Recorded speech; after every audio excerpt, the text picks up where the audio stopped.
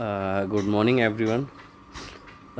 Hopefully आपका weekend जो this week जो है काफ़ी अच्छा गया होगा ट्रेडिंग में।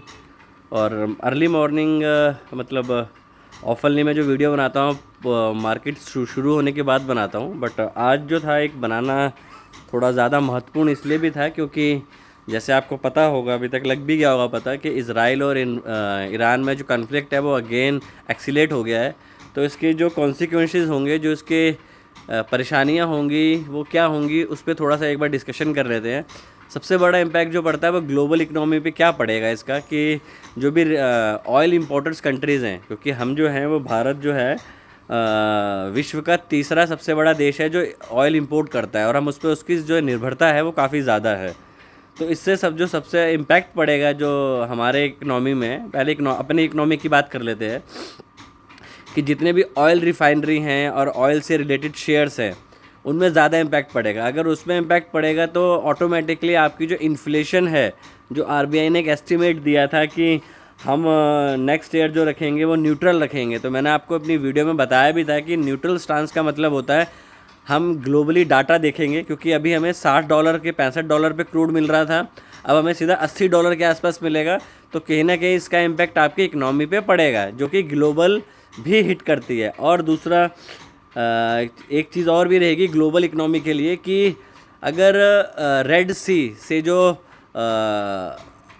शिप आते हैं या जो कार्गो शिप्स आते हैं वो उसको भी हॉल्ट कर दिया जाता है। जैसे आपने देखा 2023 में भी, जब 23-24 में जब हमास के साथ हुआ था, तो भी यही आया था कि रेड सी में प्रॉब्लम हो जाती है, जो कार्गो वाले शिप्स होते हैं तो वहाँ पे उनको हॉल्ट किया जाता है, वो रूट को जो भी वो भी आपके जो गुड्स का है उनको होल्ड कर दिया जाता है। जब होल्ड कर दिया जाता है तो आपकी जो आपूर्ति होती है पूरी नहीं हो पाती। तो आपने देखा जैसे कि अभी आपको यूएस फ्यूचर 700 पॉइंट डाउन दिखा रहा है, क्रूड ऑयल आपका 15% ऊपर है, आपका जो बिटकॉइन है वो 5.5% डाउन है, गोल्ड आपका फिर 1.5% एज पर यूएस करेंसी, यूएस के अकॉर्डिंग 1.5% ऊपर है, मतलब $3500 के आसपास है।